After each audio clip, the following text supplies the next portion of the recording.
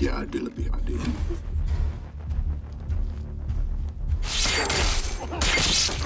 Sekarang baru adil. Lebih enak bunuh kalian pelan-pelan.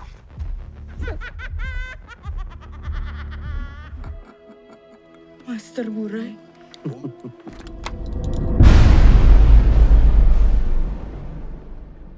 Sebelum mulai, kasih komentar dulu dong Bang Udin Editor. Hadir Bang, Alhamdulillah sini sudah mulai hujan. Anget-anget ngopi sambil nonton nobar. Setuju nih sama Bang David. Tapi kopi yang paling nikmat adalah kopi yang dibeli dari keranjang yang ada di video nobar. Ayo, check out aja sekarang.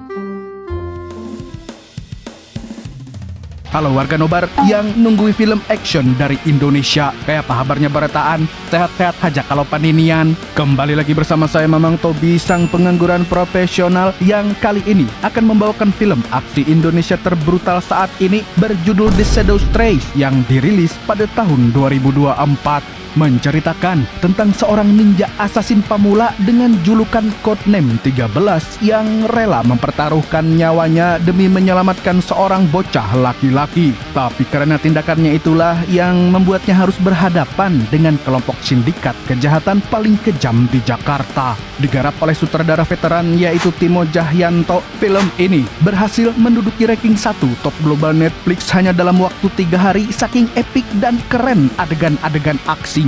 Jadi saya jamin kalian warga nobar tercinta semua bakal tersaksik-sok dengan kebrutalan, kesadisan, dan kekejaman dari para pembunuh bayaran tersebut. So, tanpa berlama-lama lagi, siapkan mata, telinga, dan anu-anuan kalian semua. Mari kita nobar dan inilah The Shadow Strays.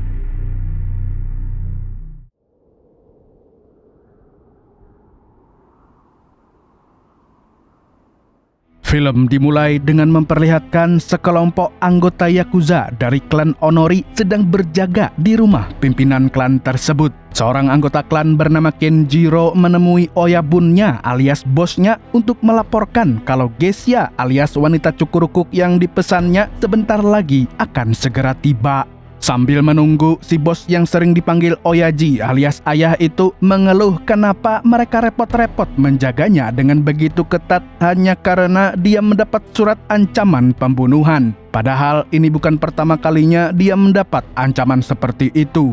Namun Kenjiro mengatakan ancaman kali ini mungkin lebih berbahaya dari sebelumnya karena berasal dari suatu kelompok misterius yang bernama Shinokage. そして我々が最後に目にするのは誰に雇われてんのかも分かりません。ただ死の影。 Tidak lama kemudian, salah satu anak buahnya datang untuk memberitahu kalau Geisha pesanan bosnya itu sudah datang. Tanpa basa-basi, Oyaji langsung mengusir anak buahnya dari ruangan itu. Dan pas si kakek mesum ini bersenang-senang dengan si Geisha, tanpa disadarinya, ada seorang pembunuh bayaran dengan pakaian samurai modern yang diam-diam mendekatinya dari belakang. Tidak ada waktu untuk kabur, Oyaji pun langsung ditebas oleh pembunuh bayaran itu. Mendengar suara teriakan si Geisha, Kenjiro dan anak buahnya langsung bergegas memeriksa ruangan bosnya itu. Dan saat ruangan itu dibuka, betapa terkejutnya Kenjiro saat melihat tubuh bosnya sudah tidak bernyawa dengan kepalanya yang terpenggal. Saat Kenjiro bertanya ke si Geisha siapa yang berani membunuh bosnya itu, si Geisha hanya menunjuk ke sekumpulan patung berpakaian samurai yang berada di sudut ruangan. Dan saat itu juga anak buahnya segera melesatkan beberapa tembakan ke arah patung itu. Sayangnya, tidak ada seorang pun yang berada di balik pakaian samurai itu. Namun, tidak lama setelah itu, pembunuh bayaran itu muncul dari belakang mereka dan mulai menghabisi satu persatu anak buahnya Kenjiro.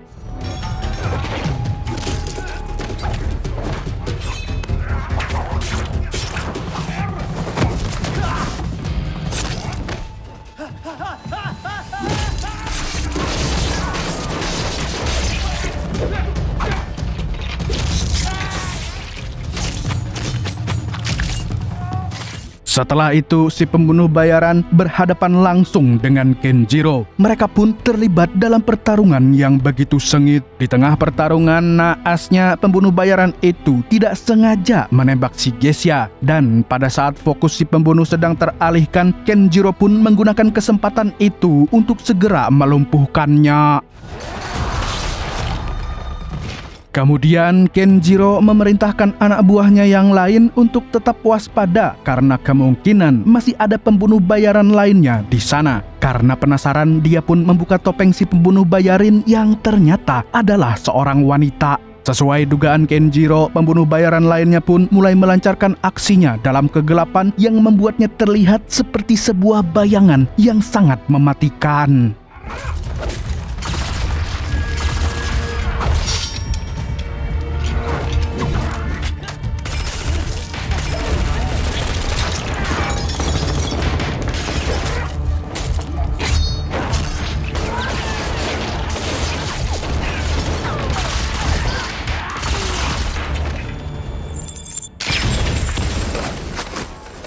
Setelah sebagian besar anggota klan dihabisi, kini hanya tersisa Kenjiro dan dua anak buahnya yang masih bertahan hidup. Namun tidak butuh waktu lama bagi si pembunuh bayaran kedua untuk menghabisi kedua anak buah itu. Hingga pada akhirnya tersisalah Kenjiro yang harus menghadapi si pembunuh bayaran seorang diri. Namun bukan pembunuh bayaran profesional namanya kalau bisa dikalahkan dengan mudah oleh targetnya. Pembunuh bayaran itu juga menyerang Kenjiro habis-habisan tanpa kenal ampun.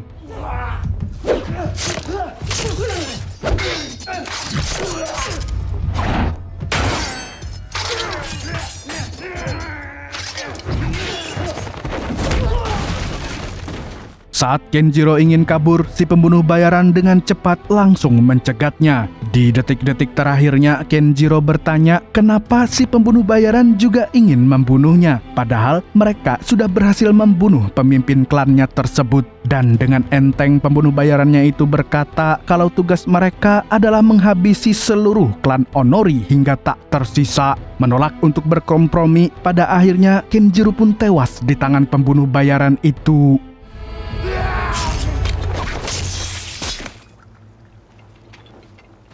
Setelah menghabisi Kenjiro, pembunuh bayaran itu kembali ke tempat rekannya berada. Melihat kondisi rekannya yang kritis, dia langsung menyuntikkan sebuah serum kepada rekannya itu.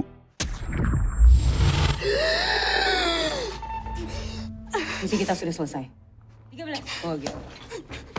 Atur nafasmu. Karena misi mereka sudah selesai, mereka pun dalam perjalanan untuk kembali ke markas. Di perjalanan, pembunuh bayaran kedua yang diketahui bernama Instruktur Umbra terlihat sangat kecewa karena juniornya, yaitu pembunuh bayaran pertama, tidak bisa mengerjakan misinya dengan baik.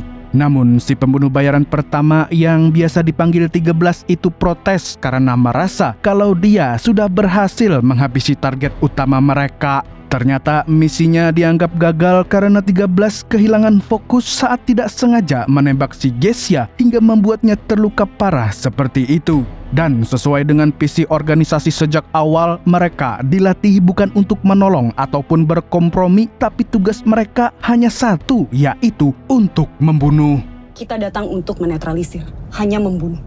Kamu terdistraksi, karena itu kamu bunuh. Ingat itu 13. Karena saya tidak di-brief perihal perempuan itu. Kalau kamu tidak bisa memahami itu, untuk apa kamu ada di sini sekarang? Karena misinya dianggap gagal, 13 pun diskors untuk sementara waktu dari tugasnya. Namun berhubung Umbra masih ada tugas yang harus diselesaikannya di Kamboja, dia tidak bisa menemani 13 berlatih selama masa skorsnya itu. Meski begitu, dia berharap juniornya itu bisa merenungkan kegagalannya selama waktu istirahatnya dan mengingatkan kembali kalau tujuan hidup mereka hanya menyelesaikan misi yang diberikan oleh organisasi mereka, yaitu The Shadow. Menyelesaikan misi hingga tuntas, itu adalah tujuan hidup kita. Please stand by, ready to take off.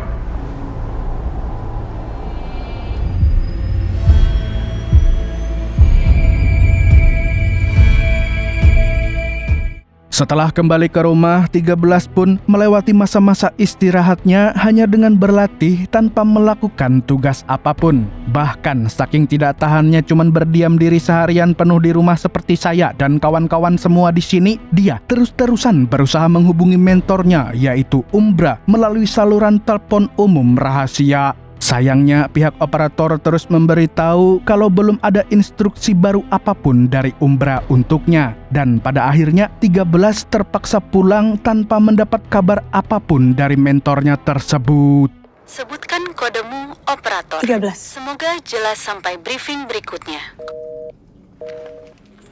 Malamnya, di kosan 13 tiba-tiba terbangun saat mendengar suara ribut-ribut dari luar kamarnya. Dia pun mengintip dari jendela dan menemukan kalau salah satu tetangganya sedang bertengkar dengan seseorang. Namun karena 13 tidak bisa begitu saja ikut campur dalam permasalahan orang lain, dia berusaha mengabaikan hal tersebut. Hingga keesokan harinya dia terkejut saat melihat ada begitu banyak polisi di gedung kosannya itu. Ternyata si tetangga yang ribut kemarin dilaporkan meninggal dunia setelah COD-an sama malaikat maut. Jaga diri kamu, Monji, ya. Monji. Hei.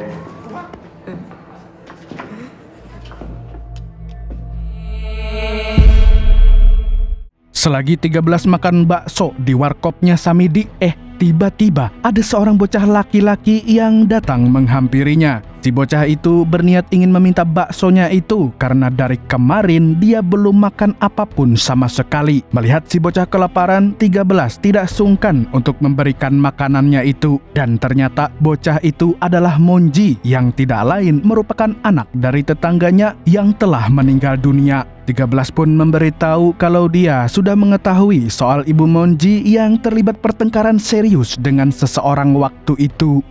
Aku lihat malam itu. Iya, biasa itu pelanggannya Mama. Mama nyari masalah terus. Pelanggan yang suka pukulin kamu.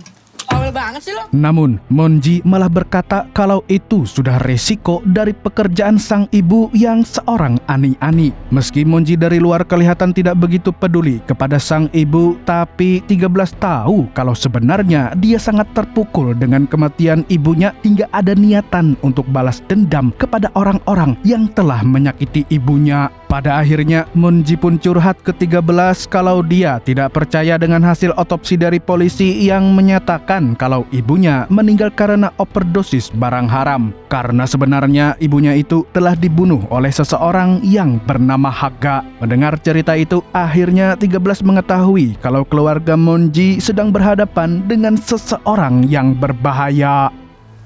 Mereka bunuh Mama. Tapi Haga yang pukulin aku. Aku udah coba lindungin Mama. Maaf, Monji masih pengen sama Mama.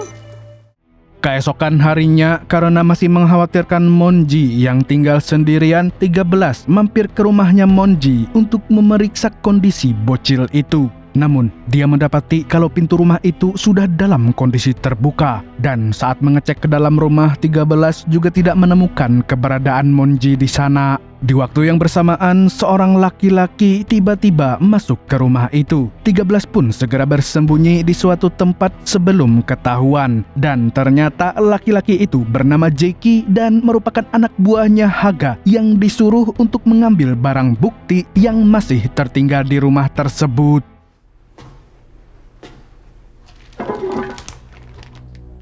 Jackpot. Saat si Jeki lagi teler sehabis mengkonsumsi barang laknat, 13 pun langsung keluar dari tempat persembunyiannya. Dan tanpa basa-basi dia bertanya ke Jeki di mana Monji berada sekarang. Sayangnya, Jeki menolak untuk memberikan informasi apapun yang berkaitan dengan bosnya Haga. Karena Jeki tidak bisa diajak kerjasama, mau tidak mau 13 terpaksa memakai cara ninjanya itu supaya Jeki bersedia membuka mulutnya.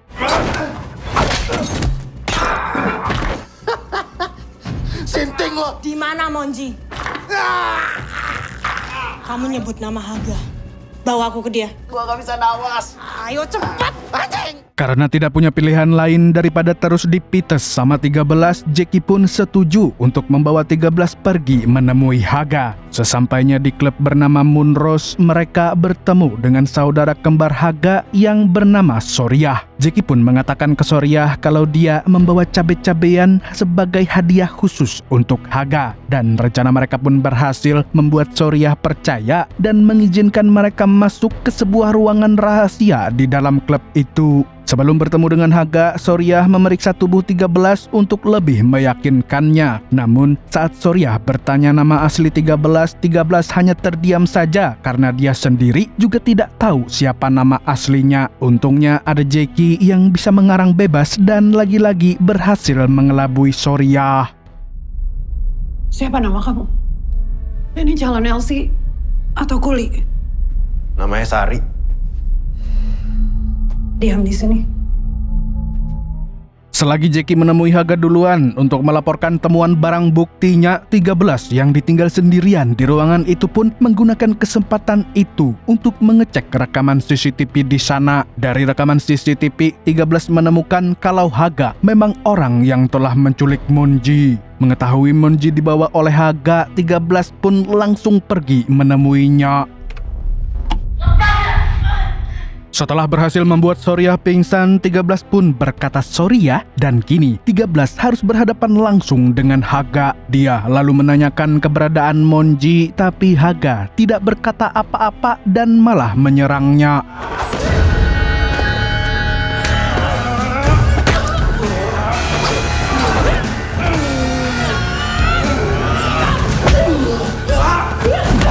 Tentunya 13 tidak pasrah begitu saja diserang oleh Haga. Dengan keahlian bertarungnya yang mirip ninja assassin, dia melancarkan serangan balik kepada Haga. Tidak lama kemudian Soryah kembali sadar dan mengambil senapan untuk menembak 13. Untungnya 13 segera bergerak cepat dan berlindung di balik tubuh Haga. Alhasil tembakan Soryah malah melukai saudara kembarnya sendiri.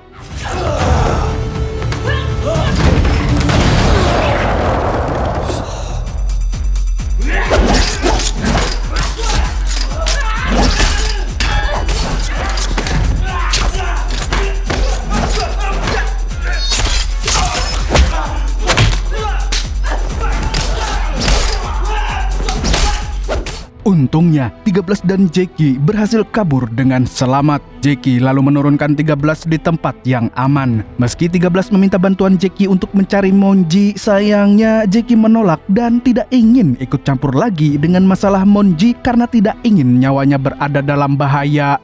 Tailah! Udah kagak bisa bantu lu lagi.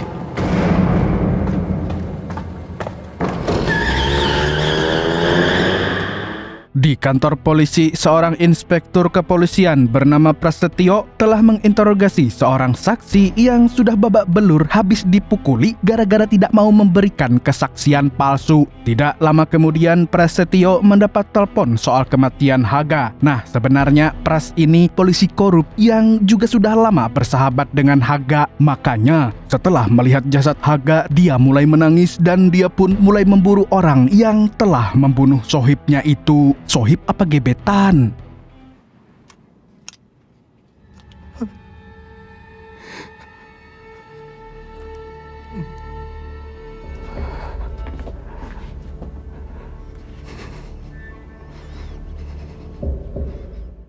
Di tempat lain, sohib Haga lainnya yaitu Ariel nggak pakai Noah sedang diceramahi oleh ayahnya untuk segera mengatasi semua kekacauan yang dibuatnya secepat mungkin supaya tidak mengganggu proses kampanyenya. Ternyata ayah Ariel adalah politikus yang sedang mencalonkan diri sebagai gubernur Jakarta. Sama seperti para tikus berdasi di dunia nyata, ayah Ariel juga suka makan uang haram untuk kepentingan pribadinya.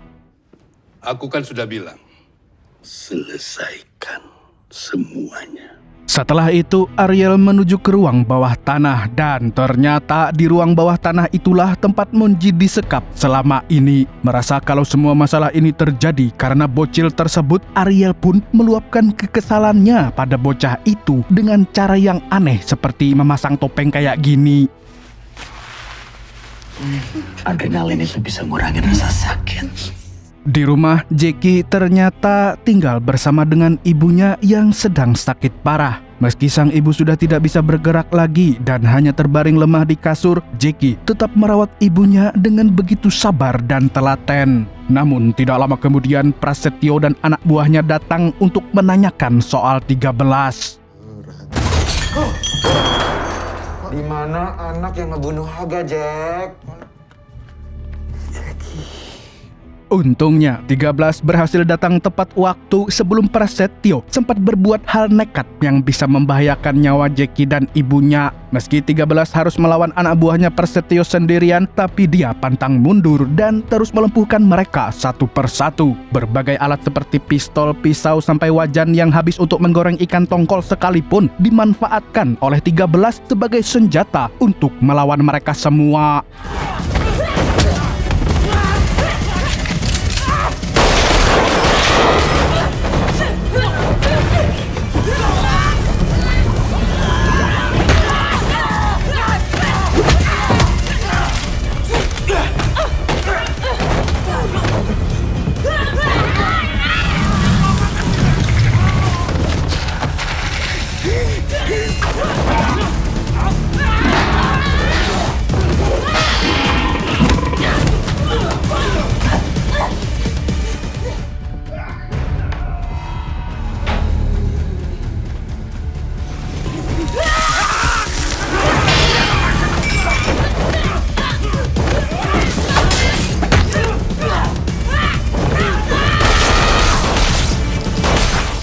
Sayangnya, Prasetyo berhasil kabur saat 13 sibuk mengurus anak buahnya itu. Dan tentu saja 13 tidak akan membiarkan Prasetyo lolos begitu saja. Dengan kecepatan penuh ala Valentino Rossi, 13 langsung mengejarnya dengan sepeda motornya itu.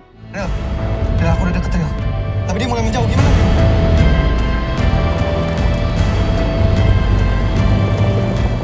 Saat 13 berpikir kalau Prasetyo sudah terpojok, tiba-tiba sebuah mobil melaju kencang ke arahnya dan langsung menabraknya. Ternyata mobil itu milik Ariel yang datang untuk menolong sahabat semaksiatnya itu. Prasetyo pun kelihatan begitu puas melihat 13 yang sudah kalah. Namun tanpa diduga 13 kembali melancarkan serangan dadakan kepada Prasetyo. Kali ini serangannya pun tidak main-main karena 13 langsung menggigit telinganya Prasetyo sampai putus dan menusuk kedua matanya dengan begitu sadis. Dolar kuning lagi nih. Aku akan sangat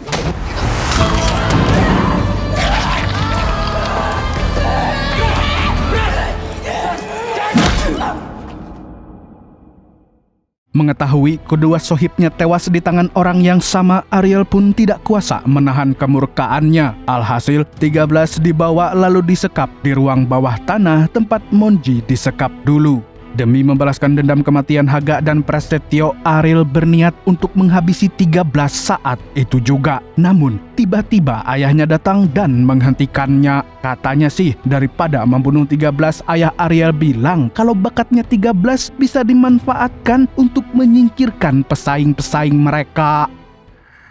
Dia bisa berguna buat kita. Paham? Besok transaksi sama si Kabil. Aku perlu untuk store kampanye. Apa artinya anak buah si Kabil tenggelamkan hidup-hidup sama anak laki itu? Jadi mereka sedang ada transaksi barang haram dengan pengedar narkoboy dari Arab bernama Kabil, dan uang yang akan mereka dapatkan dari transaksi itu mencapai $2,5 juta. Karena tidak ingin menyia-nyiakan uang sebanyak itu, ayah Ariel kekeh ingin tetap melanjutkan transaksi haram tersebut. Apalagi uang itu bisa dipakai untuk menambah modal kampanyenya. Dan politikus busuk ini pun berjanji kepada anaknya sendiri setelah transaksi selesai, barulah Ariel bisa bebas melakukan apapun kepada si 13. Mau anak itu, saya mau jasa kamu. Deal. Setelah itu, salah satu anak buah Ariel membawa Jackie yang tengah menggendong Monji. Betapa hancurnya hati 13 saat melihat kondisi Monji yang sudah babak belur dan bersimbah darah di wajahnya. Tidak ingin melihat Monji menderita lagi, 13 bertekad kuat untuk membebaskan Monji dari orang-orang jahat itu. Besok kita makan bakso lagi. Oke? Esoknya, hari transaksi barang haram pun tiba. Sesuai rencana Ariel, begitu transaksi itu selesai dan mereka sudah kembali dengan aman ke mobil, 13 ditugaskan untuk menghabisi si Kabil dan anak buahnya. Sementara itu, Jackie dan Monji berada di mobil bersama ayah Ariel. Kemudian 13 diminta membawa barang pesanan Kabil untuk melakukan pertukaran dengan uang $2,5 juta itu.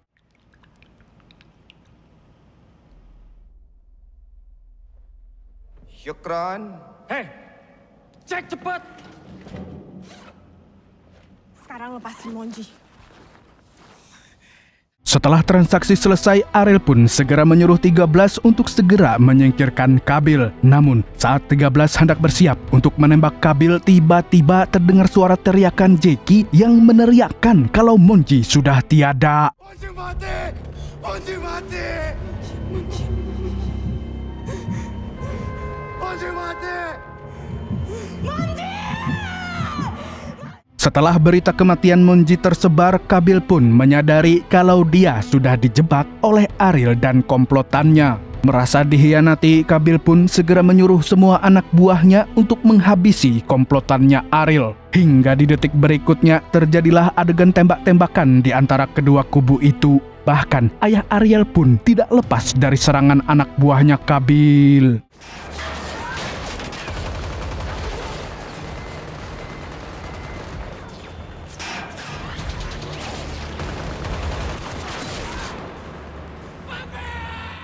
Melihat sang ayah ditembak mati, Ariel langsung gelap mata dengan menembaki semua orang yang ada di sana secara membabi buta.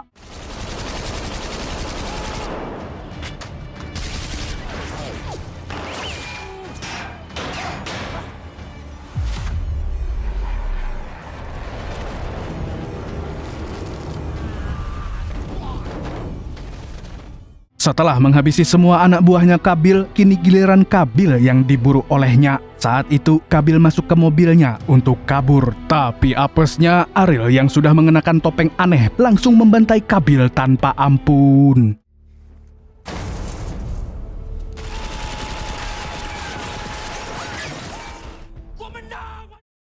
Balas dendam Ariel tidak berhenti sampai di situ, dan sekarang target utamanya yang sangat ingin dimusnahkannya adalah 13. Tanpa ragu-ragu, Ariel terus menyerang 13 dengan tembakan bazooka-nya.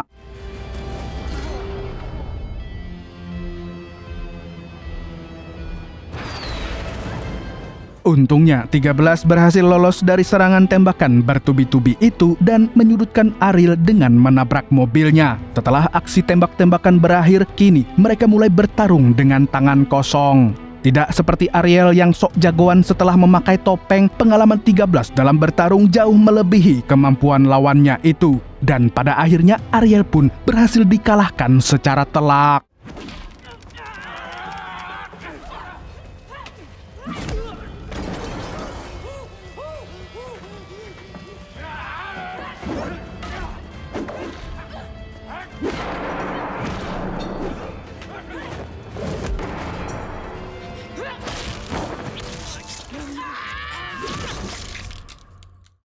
Setelah semua musuh mati, 13 dan Jackie pun pergi sambil membawa jasad Monji. Namun di tengah perjalanan, tiba-tiba tanpa disangka, mereka diculik oleh para anggota The Shadow termasuk Umbra. Ketua mereka mengatakan kalau 13 sudah melakukan kesalahan fatal dengan ikut campur masalah orang lain yang bisa membahayakan organisasi mereka. Karena itulah 13 harus segera dilenyapkan. Dan saat Umbra ingin mengeksekusi 13, Jackie langsung pasang badan untuk menghentikannya. Namun naasnya, Jackie malah mengalami hal ini.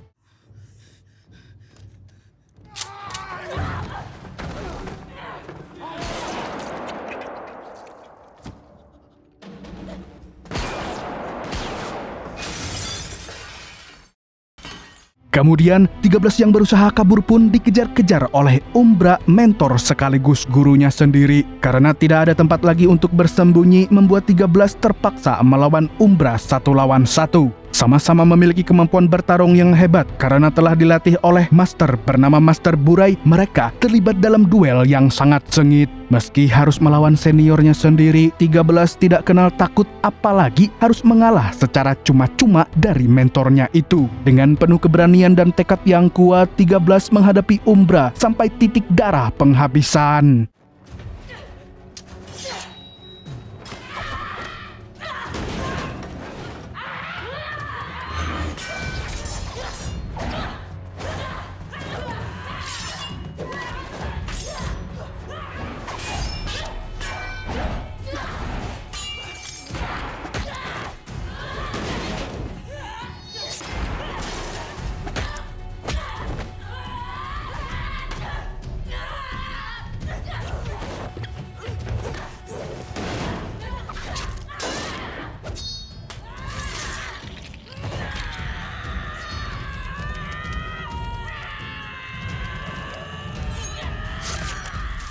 Dan berkat kecerdikannya, 13 berhasil melumpuhkan Umbra yang terkena ledakan dari bom yang terpasang di tubuhnya.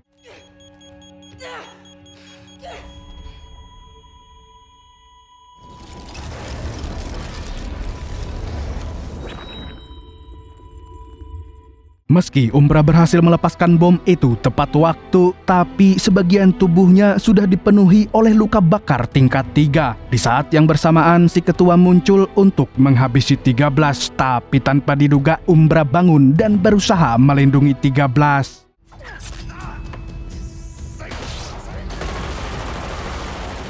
Awalnya, 13 ingin memberikan serum pemulihan kepada Umbra untuk menyelamatkan nyawanya. Namun, Umbra justru menolaknya. Dan di saat-saat terakhirnya, Umbra pun memberitahu kalau 13 memiliki nama, dan nama aslinya adalah Nomi. Nama kamu Nomi. Di akhir film, 13 mengubur jasad Monji di sebelah makam almarhumah ibunya. Dan di saat bersamaan, seorang pembunuh bayaran dengan codename 14 pun muncul dan ternyata diperintahkan untuk menghabisi 13. Namun tiba-tiba muncul seseorang yang menolongnya, dan karena terpojok, 14 pun terpaksa mundur untuk sementara waktu. Ternyata orang yang menyelamatkan 13 adalah Master Burai, mentor Inspektur Umbra terdahulu alias mentornya mentor. Master Burai mengatakan kalau 13 telah menjadi target utama para pembunuh lainnya. Karena itulah Master Burai dengan kebijaksanaannya mengajak 13 untuk bergabung dengannya. Demi menjadi yang lebih greget untuk melawan semua musuhnya, 13 pun setuju untuk mulai beraliansi dengan Master Burai sang ahli bela diri. Dan saat membuka topeng, Master Burai adalah... Master Burai. Kamu sekarang tanggung jawab. Dan film pun tamat dengan sangat membuat penasaran. Dari film ini kita bisa belajar bahwa setiap orang memiliki sisi baik dan buruk karena mereka bukan malaikat. Makanya orang baik bukan berarti tidak bisa menjadi jahat, tapi dia lebih memilih untuk tetap berada di sisi kebaikan meski harus tersakiti. Karena yang menakutkan itu bukan hantu, tapi orang jahat yang pura-pura alim. Segitu dulu untuk hari ini. Saya Tobi mewakili orang yang gak sabar nonton playoff MPL, mengucapkan sampai jumpa di video selanjutnya dan kamsya. Gimana nih warga nobar semua? Kaget nggak? Ternyata ada Bang Yayan Ruhian alias Mad Dog di ending video. Tapi kan ada di thumbnail. Nah, saya jadi nggak sabar nih sama film keduanya. Kayaknya ya di film kedua Mad Dog bakal melawan Shadow deh dengan bantuan 13. Tapi nggak tahulah. Besok aja kalau udah ada film lanjutannya pasti akan segera digarap nobar. Kalau pendapat warga nobar semua gimana nih? Tulis di komentar ya. Nah, sama jangan lupa check out kopi yang ada di keranjang nobar. Jaminan lebih mantep rasanya. Mulai sekarang nobar jualan. Darah pedagang akan tetap menjadi pedagang. Assalamualaikum warahmatullahi wabarakatuh. Check out. Habis gajian nggak sih? Atau yang masih kuliah ngekos baru dapat kiriman dari mami papi nggak sih?